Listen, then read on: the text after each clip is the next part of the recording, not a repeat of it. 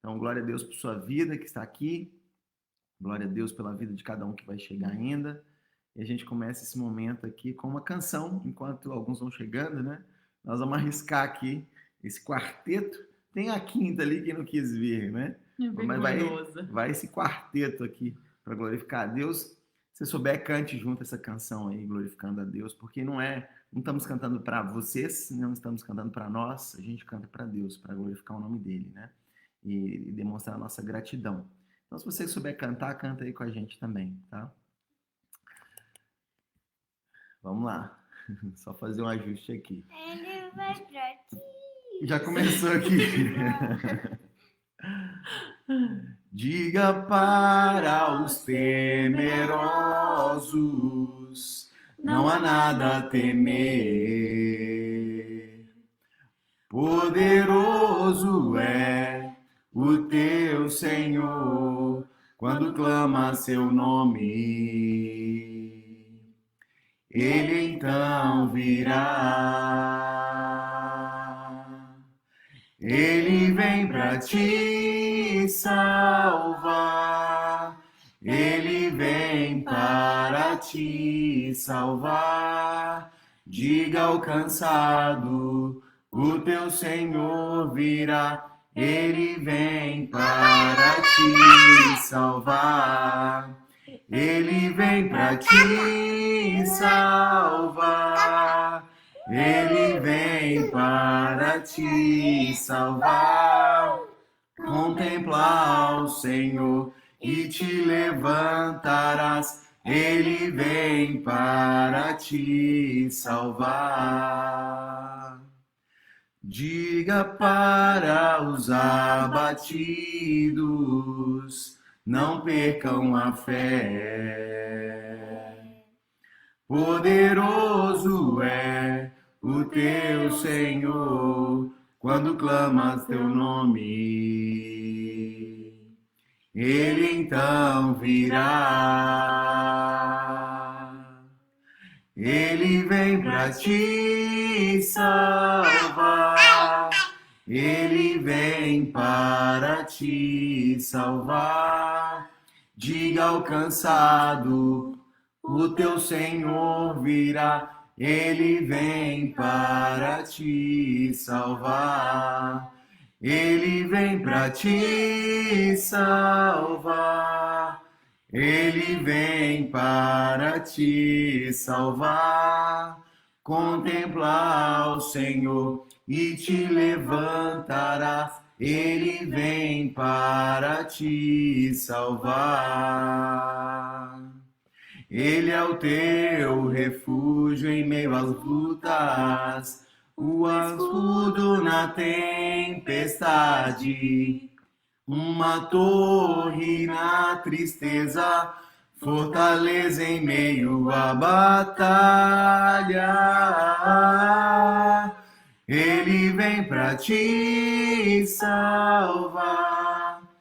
Ele vem para te salvar. Diga ao cansado, o teu Senhor virá. Ele vem para te salvar. Ele vem para te salvar.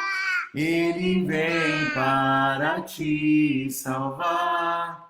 Contempla o Senhor e te levantarás. Ele vem para te salvar. Glória a Deus, diga ao cansado, o teu Senhor virá. Ele vem para te salvar. Né? Glória a Deus por isso. E nesses dias a família agora, se quiser se assentar, já pode. O momento de louvor passou, né? Essa semana eu conversei com algumas pessoas, não cansados, mas teoricamente poderiam estar abatidos, e eu vi como eles estão firmados no Senhor, na palavra de Deus. E isso é maravilhoso. Eu conversei com o Marquinhos, que passa por esse momento difícil, né, de ter encontrado ali um tumor no fígado. Conversei com o Murilo, sobre a Ana Faele, que graças a Deus está melhorando, né? E a gente se alegra por isso, Deus tem respondido às orações. Conversei também com o Marcelo, né? Que a Sueli tem passado por esse momento difícil do câncer. E eu encontrei pessoas firmadas na rocha. E isso alegrou muito meu coração, isso renovou minha fé, porque ao mesmo tempo que as pessoas passam por dificuldades, elas revelam Jesus para aqueles que estão à sua volta e revelaram para mim. E eu me alegrei muito ao conversar com cada um deles, e em especial com o Marcelo, que demonstrou muita firmeza, assim, muita tranquilidade nesse momento, e a sabedoria de que, a ciência de que Deus tem cuidado, e os planos dele jamais serão frustrados, né? Então, glória a Deus por isso. Nós vamos orar nesse momento pela vida deles e pela vida dos demais que estão passando por algum problema de saúde, alguma enfermidade, para que Deus, na sua infinita graça e misericórdia, os alcance, curando o coração, a alma e sendo do agrado dele o físico também, né? Por isso nós oramos e confiamos em Deus. Então oremos nesse momento. Deus, que privilégio é estarmos nesse momento cultuando ao Senhor. Nesse momento em que nós podemos dizer que o Senhor tem cuidado de nós. Louvado seja o teu nome. Nesse momento eu oro em especial pela vida do Marquinhos, pela vida da Ana Faele, pela vida da Sueli.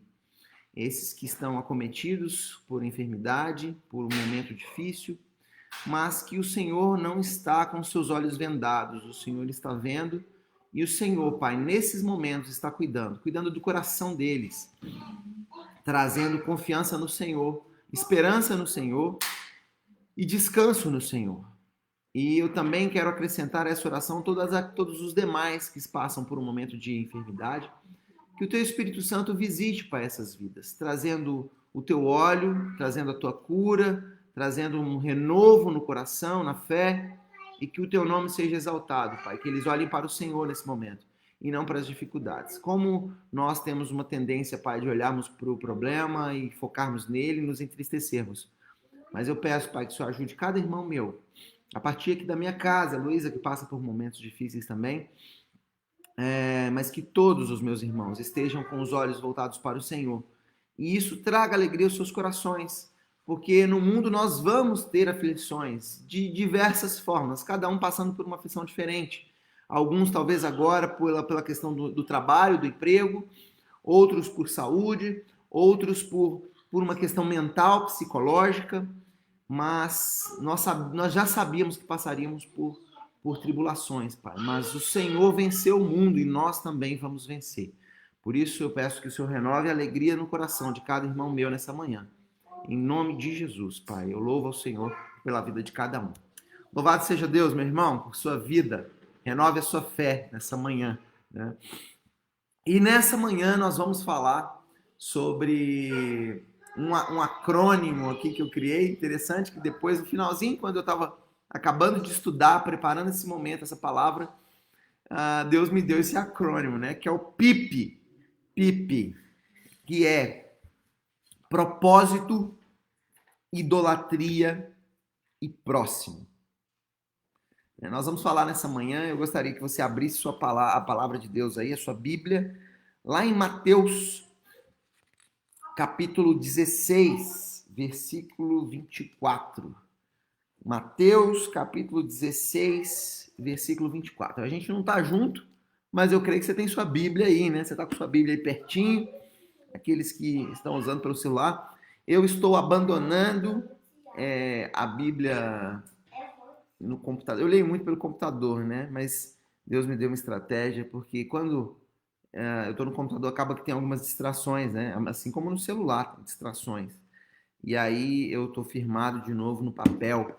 Então tá aqui, ó, toda rabiscada já, porque está sendo mais eficaz para mim, né? Não sei na sua vida, mas assim, para mim, a concentração tem sido maior e eu tenho absorvido mais a palavra de Deus no papel, né? Não que o papel seja mais sagrado do que em qualquer outro dispositivo, mas para mim tem sido melhor.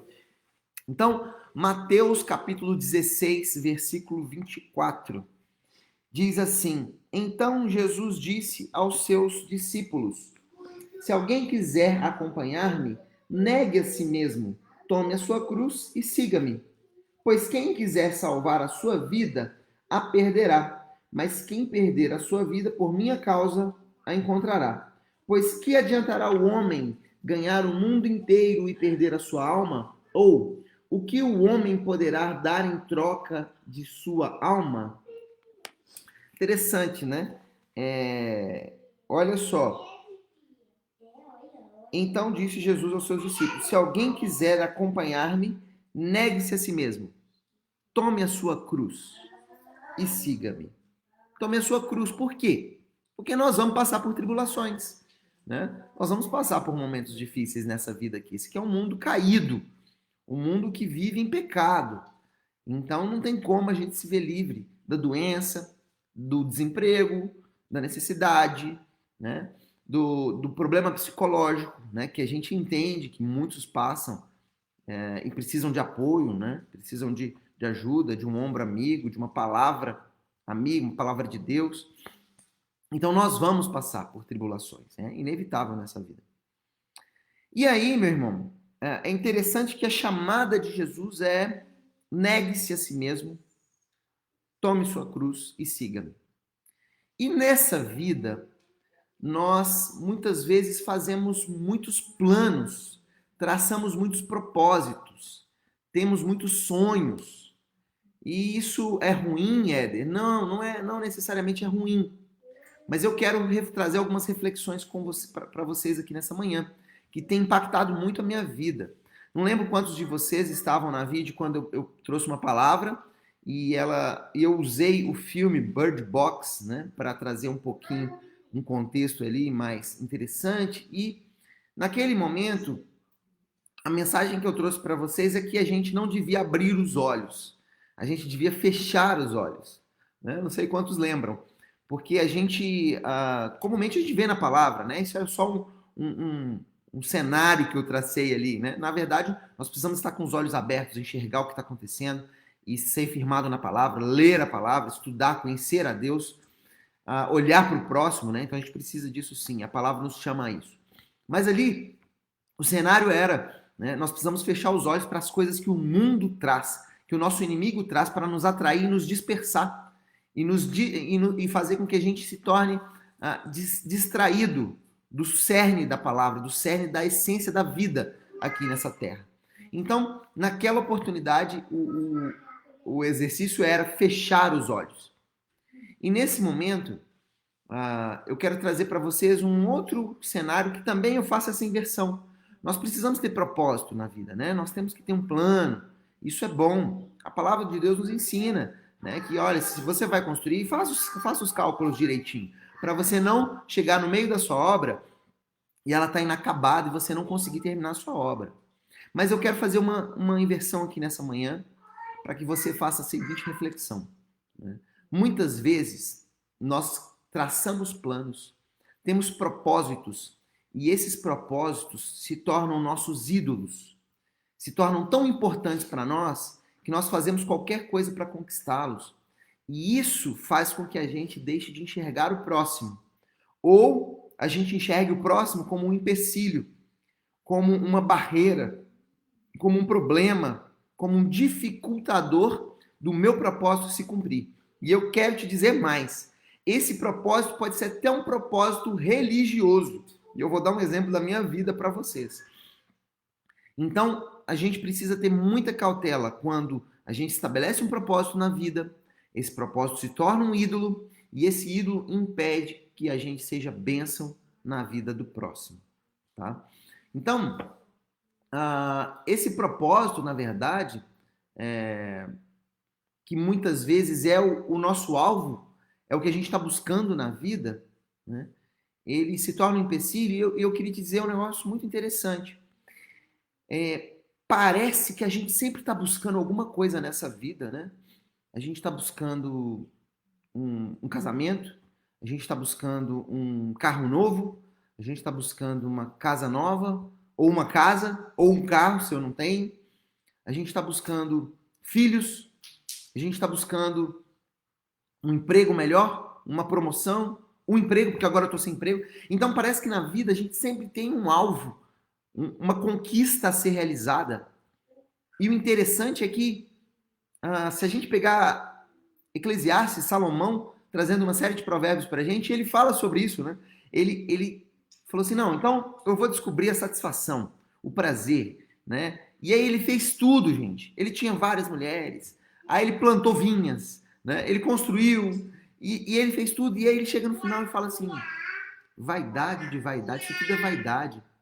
Ele chega no final e fala assim, não valeu de nada, não valeu de nada. E nós aqui, eu no meu dia a dia, você talvez, a gente parece que está sempre atrás de algo, que seja algo até religioso, que é fazer mais para Deus, fazer mais, fazer mais. Como diria o Alan, né? Essa fazeção, essa louvação, essa cantação. Parece que a gente sempre tem algo a fazer. E aí quando a gente volta para Jesus, a gente vê uma simplicidade, a gente vê uma leveza. Olha, você quer me seguir? Então tá. Então, negue-se a si mesmo. Então larga tudo isso aí que você está sonhando, que você está planejando, que você quer, que você sonha. Larga isso tudo e toma sua cruz. Pega suas dificuldades aí, que você não vai se livrar delas mesmo. E me segue. Vem comigo. Me segue. Ele não fala assim, e aí, ó, o plano é o seguinte, nós vamos dominar o mundo, nós vamos... Não, vem comigo, vem na caminhada. E nessa caminhada, eu entendo muito isso, que ele não ficou assim, olha, e vai acontecer isso, e vai acontecer aquilo, e vai acontecer aquilo, e nós vamos fazer isso. Não, foi um caminhar em que Jesus está caminhando com seus discípulos e surgem os fariseus, que vão apresentar dificuldades. E surgem os vendedores no templo, que ele vai sair quebrando tudo. E surgem os momentos agradáveis da multiplicação dos pães, em que os discípulos se maravilham com aquilo e falam assim, como essa multidão enorme foi alimentada. E surge a oportunidade de andar sobre as águas. E surge a cura das pessoas no caminhar. Mas isso foi o caminhar. Ele não estava traçando um grande plano para os seus discípulos. Não, foi leve. E assim deve ser a nossa vida. A gente não precisa de grandes planos. A gente precisa andar com Jesus. E aprender no dia a dia com o que ele trouxer a nós. Então, meu irmão, esse é o primeiro ponto. Não fique focado em um novo emprego, na saúde nesse momento, né? Tanta saúde, né? No medo da segurança, né? O medo de ser assaltado, o medo de ser roubado, o medo de invadir minha casa, o medo de roubar meus filhos, o medo de sequestrar, e, né? Esse medo que a gente muitas vezes vive, o medo da doença, né? Ah, meu Deus, e se o coronavírus, e se o câncer, e se... Descanse em Deus, faça a sua parte, mas descanse em Deus. E aí, muitos acabam elegendo a segurança como ídolo. Então eu faço tudo para ter segurança. Muitos elegem a saúde como ídolo. Eu faço tudo para ter saúde, eu controlo tudo. É claro que a gente precisa ser saudável, mas assim, isso não pode ser o centro da minha vida.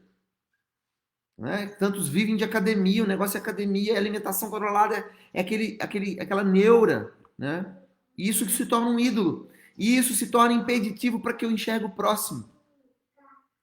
Muitas vezes, se eu tenho uma percepção diferente de você, quanto à saúde, quanto à segurança, quanto ao coronavírus, isso se torna um problema. Você é um problema, porque você pensa diferente.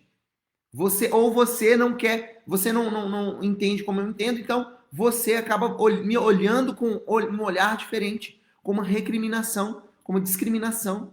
E, na verdade, nós podemos ter olhares diferentes. Então, cuidado para não tornar isso que você tem tanto colocado no centro um ídolo que impede você de amar o próximo, de ajudar o próximo, de socorrer o próximo. Nós precisamos atentar para isso. E aí, eu me lembro muito de ver tantas vezes nós, evangélicos, protestantes, né, olharmos para o católico e falar assim, mas ele é idólatra. Ele é idólatra, né? Ele tem imagens. E aí eu queria que você, se você tiver com a sua Bíblia aí, abrisse nesse momento em Números 21. Números capítulo 21, versículo 4. Números 21, versículo 4. Logo depois de Deuteronômio, Josué.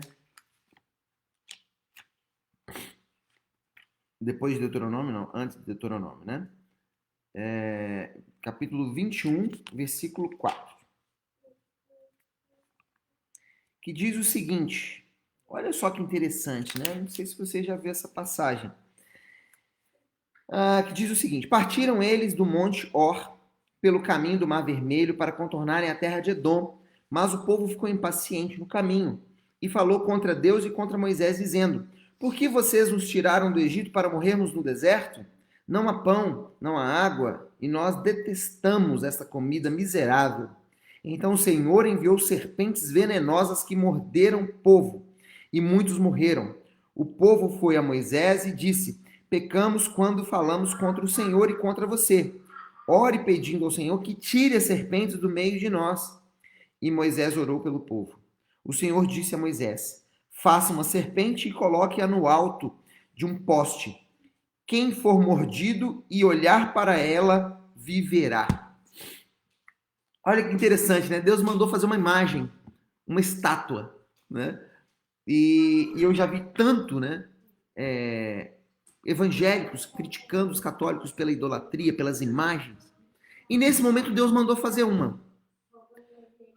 Depois disso aqui, Deus condena por várias vezes nas Escrituras,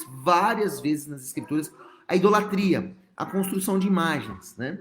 Então, sim, é pecado idolatrar qualquer coisa qualquer imagem de coisas na terra, de criações, de qualquer coisa, né? Mas é interessante que Deus, em um certo momento, ele mandou fazer uma imagem, né? E Deus condena não só as imagens, mas Deus condena qualquer tipo de idolatria. E será que seus filhos não são seus ídolos? O seu trabalho, o emprego, né? O trabalhar muito, eu trabalho muito. Será que o trabalhar muito não é um ídolo para você? O dinheiro, a casa, o carro. Será que você não tem ídolos? A segurança, a saúde. Será que a gente não idolatra algumas coisas? E aí eu queria que você refletisse nessa manhã. O que toma a sua mente? O que toma a maior parte do seu tempo? Será que você está passando tanto tempo no WhatsApp ali, lendo, vendo vídeo? Será que o WhatsApp não se tornou um ídolo? Eu não consigo ficar sem ele?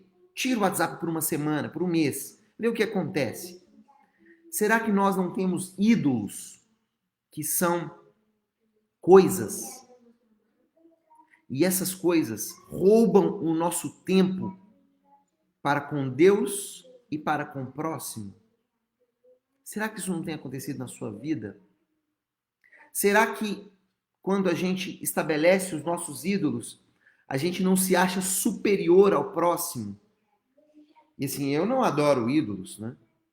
Eu não faço imagem de escultura, mas Deus fez lá atrás. E ele condena. Mas ele não condena só as imagens de escultura, ele condena qualquer ídolo que tome o lugar dele no seu coração e no meu coração. Será que nós não temos ídolos? E será que esses ídolos não têm tomado o tempo de Deus na minha e na sua vida? Será que eles não têm estado sentado no lugar de Deus? E aí eu quero trazer uma reflexão para você nessa manhã. Como que a gente percebe os ídolos nos nossos corações? O ídolo, a gente dá as coisas de mais valor para ele. Será que você tem dado mais tempo para alguma coisa do que para Deus? É claro, meu irmão, que você trabalha aí de 8 às 18, de 9 às 18, de 9 às 19, às 17. Esse é o horário de trabalho. Mas será que você não está trabalhando até meia-noite, às 11, e não tem tempo de parar e ler a palavra? Não tem tempo de orar a Deus? Não tem tempo nesse momento em que a grande maioria está dentro da sua casa de sentar e ler a palavra com sua família, orar e buscar a Deus? E eu não quero dizer que isso seja fácil, porque as distrações do mundo são muitas. Mas será que você não tem conseguido fazer isso? E talvez esse é o momento de refletir. Será que o que tem tomado esse tempo? Porque o que nós temos de mais valioso nessa vida é o nosso tempo. Interessante que essa semana o Alan mandou uma mensagem falando para mim, para o Marquinhos e para o Saulinho, né? Espero que vocês estejam administrando bem o tempo de vocês. Isso tocou em mim, porque é o tempo, o que a gente tem aqui é o tempo, e ele está passando e não volta. E aí, como a gente tem gasto o nosso tempo? Como a gente tem administrado o nosso tempo? O quanto nós temos sentado para ouvir Deus, para falar com Deus, para aprender de Deus através das Escrituras, para revelar Deus à nossa família, ao nosso próximo, mais próximo, né? Quanto nós temos separado para isso? E aí, quando a gente cai nos ídolos, isso é muito sério. Eu gostaria que você abrisse em Jeremias 4:1. Jeremias 4:1. Para a gente entender a gravidade da idolatria. Parece que não é algo muito sério, mas quando a gente começa a olhar para as Escrituras e entender o que estava acontecendo ali, a gente entende que a idolatria é um negócio muito sério. Abra aí comigo em Jeremias, capítulo 44, versículo 1. Que diz o seguinte. Eu vou ler alguns versículos aqui. Esta é a palavra do Senhor, que foi dirigida a Jeremias para todos os judeus que estavam no Egito e viviam em Migdol, Tafnés, Mênfis e na região de Patros. Assim diz o Senhor dos Exércitos, o Deus de Israel. Vocês viram toda a desgraça que eu trouxe sobre Jerusalém e sobre todas as cidades de Judá. Hoje elas estão em ruínas e desabitadas por causa do mal que fizeram. Seus moradores provocaram a minha ira, queimando incenso e prestando culto a outros deuses, que nem eles, nem vocês, nem seus antepassados jamais conheceram. Dia após dia, eu lhes enviei meus servos, os profetas, que disseram: não façam essa abominação detestável. Mas eles não me ouviram, nem me deram atenção, não se converteram de sua impiedade, nem cessaram de queimar incenso a outros deuses.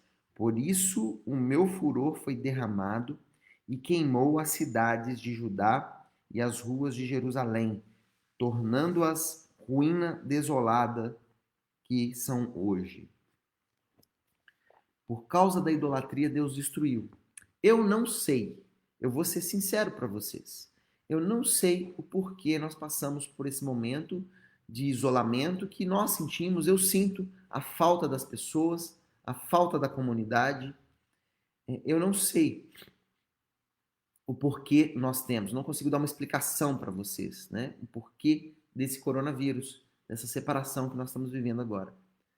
Mas poderia ser, sim, pela idolatria do mundo hoje.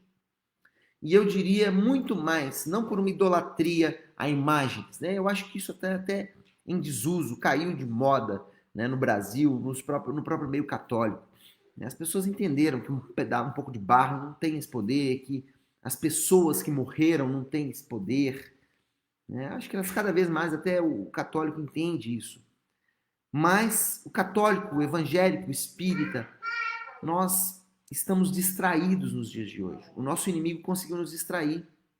E nós estamos dispersos. Eu lembro de uma palavra, uma pregação que eu levei em Belo Horizonte sobre a engenharia da atenção. Existem engenheiros da atenção hoje que desenvolvem soluções para nos distrair. Ou você acha que o Instagram, o Facebook, o WhatsApp foram construídos assim inocentemente? Não. Tem esse ofício, o engenheiro da atenção. E o trabalho dele é encontrar meios em que chame a sua atenção e logo em seguida gere uma distração para que você fique entretido, né? Você fique ali distraído, né? Como o Alan falou no domingo passado, do Paulo Júnior, nessa distração. Eles têm essa ciência para nos distrair. E isso se torna um ídolo. Eu conheço várias pessoas que não conseguem ficar minutos sem WhatsApp. Tem que estar ali o tempo todo, Facebook. Será que isso não se tornou um ídolo para você também? Nós temos os nossos ídolos nos dias de hoje e Deus não aceita, Deus não negocia. Então, meu irmão, atenção quanto a isso. Atenção quanto a isso. E Deus, em Levíticos, abre aí Levíticos 20, ele vai falar algo muito interessante para nós, que a gente precisa se atentar também.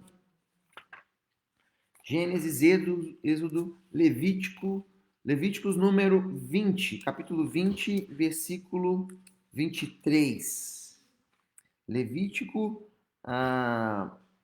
capítulo 20, versículo 23. Olha só que interessante ele diz.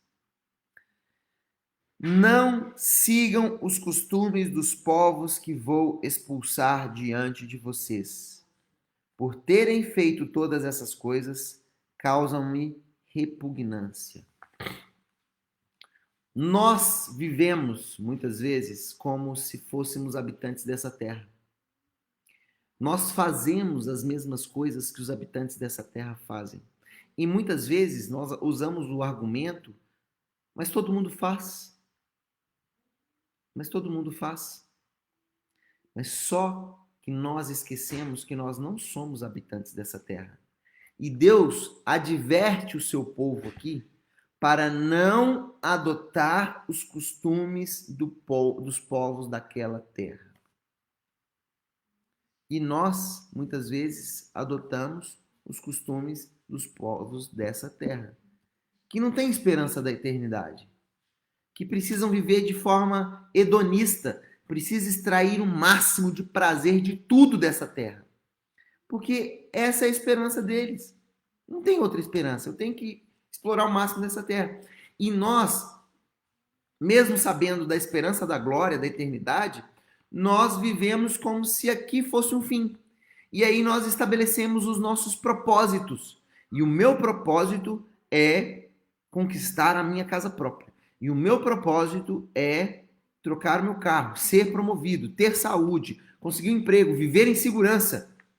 E aí a gente elege esses propósitos. E esses propósitos, gente, são muito válidos para quem é dessa terra. Porque ele tem isso aqui. Então é muito válido, sim. As férias, viajar muito, comer muito bem, conquistar, ter uma casa de campo, uma casa na praia. Esses são propósitos extremamente válidos para quem é dessa terra, não para quem é da eternidade. E muitas vezes, eu queria que você refletisse sobre isso agora, o seu propósito pode ser religioso.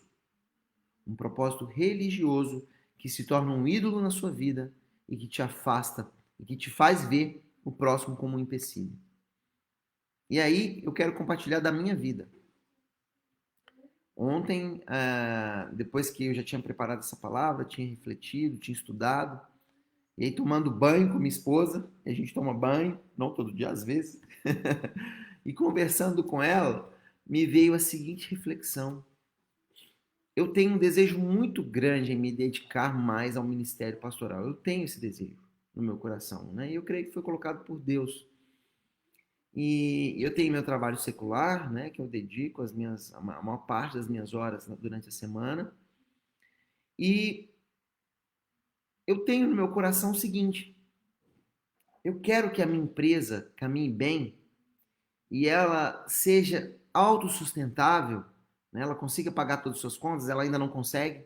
A gente não consegue pagar todas as contas e ter um fluxo de caixa bom, né? E sobrar algum dinheiro no mês, não é possível ainda. Mas esse é um desejo no meu coração, de que ela funcione muito bem, que as pessoas que trabalham nela consigam fazer a empresa funcionar muito bem, que não demande de mim, que a empresa pague o meu salário, e aí eu possa me dedicar com mais tempo ao ministério pastoral. Esse é um desejo. É um desejo injusto? Não. É um desejo que eu não quero ficar vivendo para trabalhar, para trazer dinheiro para mim. Eu gostaria que essa máquina já funcionasse e eu pudesse me dedicar a ajudar pessoas, a cuidar de pessoas. Só que, olha que interessante, né? Nesse momento em que Deus foi falando comigo sobre propósito, idolatria e o próximo, ele veio naquele momento, conversando com a minha esposa, ele trouxe ao meu coração. Você colocou esse ídolo, que é uma empresa que funcione, que pague o seu salário, que funcione perfeitamente e que não dependa de você, entre Deus e o próximo. Então, eu só vou fazer, Deus, eu só vou me dedicar se o Senhor fizer dessa forma. Então, eu coloquei para Deus a regra do jogo. Mas aí entra uma capa religiosa, uma capa eclesiástica. Eu quero fazer para o Senhor, ó Deus. Mas eu coloquei uma condição.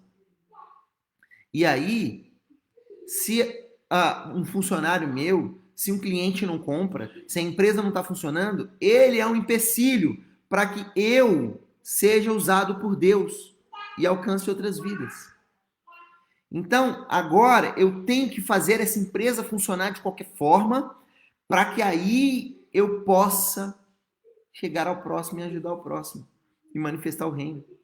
Então, percebe como um propósito que eu crio se torna um ídolo e um empecilho. E o próximo se torna um empecilho para que eu cumpra esse propósito. E aí eu volto lá no começo da minha fala. Jesus é simples. Negue-se a si mesmo. Largue os seus propósitos. Largue os seus sonhos e comece a sonhar os meus sonhos. Os sonhos de Deus. Então, negue-se a si mesmo. Toma sua cruz. Você vai ter as dificuldades. A conta pode não fechar no final do mês. O seu salário não pode ser o que você gostaria que fosse. As coisas podem não estar como você queria. Mas siga a mim. Venha após mim. Caminha comigo. E vamos encontrar os fariseus. E vamos encontrar o milagre no mar, na multiplicação dos pães, na cura do enfermo. E vamos viver o milagre de Zaqueu, que é a transformação da mente dele, que são os olhos se abrirem e ele se tornar uma pessoa justa, honesta, né? E ressarcir aqueles que ele cobrou mais imposto. Negue-se a si mesmo, tome a sua cruz e siga-me. E seja simples. Não precisa dessa neura de planos, de propósitos, de sonhos que se tornam ídolos e empecilhos de nós sermos bênção na vida do próximo. Então, atenta para isso. Foi maravilhoso essa semana ao conversar com o Marcelo e ver como ele está firmado, como ele está firme. Foi maravilhoso ver a Sueli compartilhar sobre a firmeza dela, sobre Deus encaixar as coisas no tempo certo. E, meu irmão, vamos confiar nele. Atente para o fato de que muitas vezes nós temos crenças erradas em nossos corações. Nós firmamos, nós temos convicções dentro do coração, que são erradas. E nós nos apoiamos nelas, nos firmamos nelas, colocamos as condições, as regras, os propósitos, os sonhos, e nós só caminhamos a partir delas. E muitas vezes não é isso que Deus tem para você. Muitas vezes é uma situação em que Deus vai me colocar e eu não sei, e eu me coloco à disposição de Deus e de Jesus para me dedicar mais ao reino antes de ter tudo controladinho, né? É como se a gente falasse assim, Deus, quando o Senhor me curar, aí eu vou trabalhar para o Senhor. Quando o Senhor me der um emprego melhor, aí sim eu vou ser bênção para a vida do próximo. Quando eu estiver numa casa segura, que eu posso deixar os meus filhos, aí sim eu vou sair e ser bênção para o Senhor. E nós colocamos muitas condições, né, nesse caminhar e deixamos de ser bênção. De ser bênção para uma pessoa que muitas vezes é um católico, que talvez sim está preso na idolatria, talvez ele ama mais a imagem que ele tem ali na casa dele do que o próprio Cristo que o salvou, que o salva, que o liberta.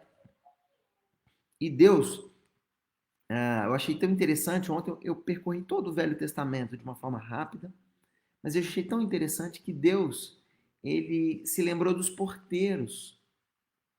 Lá em 1 Crônicas 1, 26, ele cita os porteiros do templo, e ele começa a citar os nomes dos porteiros. Deus, ele olha para cada indivíduo, para cada pessoa, nas suas características, nas suas habilidades que ele deu. Muitas vezes a gente lê as escrituras e vê sobre reis, né? E vê os apóstolos, pessoas importantes, né? E vê um tanto de gente importante, Sansão, Moisés, os juízes. E assim, parece que a Bíblia fala, ela se trata só das pessoas importantes. Mas não. A Bíblia, na verdade, se trata de Deus. Para que a gente conheça Deus e veja Deus na história. Mas nessa história tem porteiros.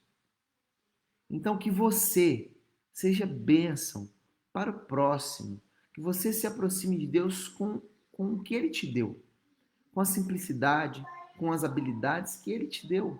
Que seja de apertar um parafuso, mas que você seja instrumento nas mãos de Deus, na simplicidade. Essa é a mensagem nessa manhã. Que você é pecado ter propósitos? Não. Que você possa ter propósitos, ou que você se livre dos propósitos, desses sonhos, desses planos que você e eu estabelecemos e que se tornam ídolos e que nos impedem de chegar ao próximo. E muitas vezes de nos achegar ao próprio Deus. Que Deus te conceda essa graça nessa manhã. E eu queria te convidar a refletir no quanto você tem se dedicado à palavra de Deus, à oração.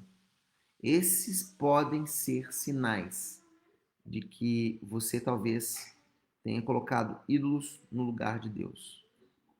E atente, o ídolo pode ser aquilo e comumente é aquilo que toma a maior parte do seu tempo, da sua atenção, da sua mente, que te consome. Será que Deus tem estado na sua mente? Você tem feito orações sem cessar? Será que Deus tem enchido a sua mente, o seu coração? Ou será que outras coisas têm enchido a sua mente, o seu coração? Talvez esse seja um sinal de ídolos. E aí você, na sua oração, na leitura da palavra, tirará esse ídolo e colocará Deus no trono, onde ele sempre deveria estar, na sua vida. Então, nós vamos orar nesse momento, agradecer a Deus pelo que ele tem feito por nós, pelo cuidado dele, né? E como ele tem suprido as nossas necessidades, né? O Alan sempre frisa como Deus tem feito milagres nesse tempo na nossa comunidade, tem feito milagres na minha vida, na minha casa, tem feito milagre na vida de muitos, e esse milagre pode vir através de coisas inesperadas, como tem acontecido comigo, ou como um irmão abençoar o próximo, né? Então, eu creio que ele tem te abençoado. Se você tem passado por dificuldades, compartilhe conosco, compartilhe comigo, com o Marquinhos, com o Alan, para que a igreja, como uma comunidade, possa te abençoar e que nós, como comunidade, venhamos suprir a necessidade uns dos outros. Né? É assim que a igreja de Atos, que a Vide tanto se inspira, né? É uma igreja que cada um está atento às necessidades dos outros e que podem orar juntos, comer um pão à mesa juntos. Infelizmente, esse momento tem sido mais difícil, mas assim é a forma como a gente entende que temos que caminhar como igreja. Né? E que você, meu irmão, Daniel, compartilhe, por gentileza, a questão de ofertas e dízimos aqui no chat aqui do Facebook, mas que você continue sendo fiel, que você continue ofertando. Deus, eu tenho visto na minha vida que nesse momento que era para tudo ser mais difícil, que era para os recursos serem mais escassos, né? Deus tem suprido, Deus tem feito milagres, porque Deus não depende das circunstâncias, Deus não depende do momento econômico do mundo, Deus não depende se eu estou na rua trabalhando, Deus não depende de nada dessa terra. Ele pode todas as coisas e Ele faz milagres. Por isso, você deposite sua confiança nele. Que você seja fiel, continue sendo fiel, ofertando, dizimando, e Deus continua suprindo a sua e a minha necessidade. Em nome de Jesus, tá? Vamos orar nesse momento e agradecer a Deus pela bondade dele. Deus, louvado seja o teu nome, Pai. Muito obrigado pelo teu cuidado em suprir as nossas necessidades. Muito obrigado, Pai, porque o Senhor fez um convite muito simples para nós. Negue-se a si mesmo, tome a sua cruz e venha. Venha caminhar, venha viver um dia após o outro, porque o amanhã pertence a mim. Então venha, ande comigo, descanse, confie em mim. Esse é o convite, Pai, e que esse convite esteja no meu coração nessa manhã, no coração de cada irmão meu, para que a gente possa ser simples e andar com o Senhor e confiar no Senhor. Que o milagre aconteça a cada dia, que as lutas que virão, nós estejamos ao lado do Senhor Jesus, nós estejamos ao teu lado e que a gente não precise deparar com os fariseus e pensar o que nós vamos fazer, como nós vamos responder, mas que a gente possa se calar e esperar que o Senhor Jesus responda, que o Senhor Jesus dê a direção. Em nome de Jesus, que nós venhamos viver uma vida simples, uma vida em que nós cuidamos dos nossos, cuidamos da nossa família, da nossa comunidade, dos nossos irmãos, nós cuidemos do próximo, que nós comamos, bebamos, nos alegremos, que nós venhamos dividir com o próximo também e que nós venhamos confiar que o Senhor sempre estará à nossa frente, dando a direção e cuidando de cada um de nós, Pai. Em nome de Jesus, eu te louvo e te agradeço por essa oportunidade de cultuar o Senhor. Te louvo e te agradeço pela internet, que mesmo trazendo coisas ruins, também traz coisas boas. Nesse momento de isolamento, nós podemos cultuar ao Senhor, ouvir a Tua palavra, orar, cantar e engrandecer o Senhor, Pai. Eu te agradeço muito, Pai, nesse momento, pela vida do Celim, pela vida da Leila, pela vida do Lucas, da Kênia, da Lilian, do Baltazar e de tantos outros que se dedicaram nesses dias. Pai, é tão maravilhoso ver os teus filhos se dedicarem em um momento tão delicado em que o governo diz para nos separarmos e a separação, por mais que ela tenha o foco da saúde, ela também traz dificuldades, a falta do trabalho, a falta do alimento à mesa. E é tão maravilhoso, Deus, ver que pessoas se dedicam para preparar algo para alegrar as nossas vidas, como nós nos alegramos aqui na minha casa ontem, comendo aquela comida deliciosa, tomando aquele caldo, aquela canjica, a pipoca, o doce, o cachorro-quente, tantas coisas deliciosas, Pai, que alegraram o nosso coração e foram bênção para a minha família, para a minha casa. E, ao mesmo tempo, isso será bênção para as famílias do Sábado Luz, para as crianças. Pai, como é maravilhoso ver o mover do Senhor nos corações dos meus irmãos. Por isso eu peço que o Senhor conceda uma bênção especial na vida da Leila, do Celinho, do Lucas, da Kênia, do Baltazar, da Lília, que são os que eu lembro nesse momento, mas de todos os outros que estiveram envolvidos nesse trabalho ontem, de abençoar as vidas, tanto com as cestas, e abençoar as vidas com os recursos que alcançarão as famílias do Sábado Luz, Pai. Eu te louvo e te agradeço pelo privilégio de podermos nos juntar por meio digital, mas, contudo, em tudo dai graça. E por isso nós agradecemos por esse momento, Pai. Eu te agradeço. Em nome de Jesus. Amém. Meu irmão, Deus te abençoe, que você tenha um ótimo domingo, que você confie e descanse em Deus. Simples, vida simples. Caminha com Deus, ora, leia a palavra, dedique o seu tempo a Deus, cresça nesse tempo, sente com a sua família, ore juntos, cante juntos, celebre juntos, se alegre, porque Jesus morreu, mas ao terceiro dia ele ressuscitou, ele está vivo, está à destra do Pai, e nós estamos voltando para casa, tá? Celebre isso, seja bênção na vida do seu próximo, largue a idolatria, confie em Deus e descanse. E seja bênção na vida do próximo. Amém? Deus te abençoe. Ótimo domingo, ótima semana. E que a presença de Deus seja real na sua vida e na sua casa. Tá bom? Fica com Deus. Deus te abençoe.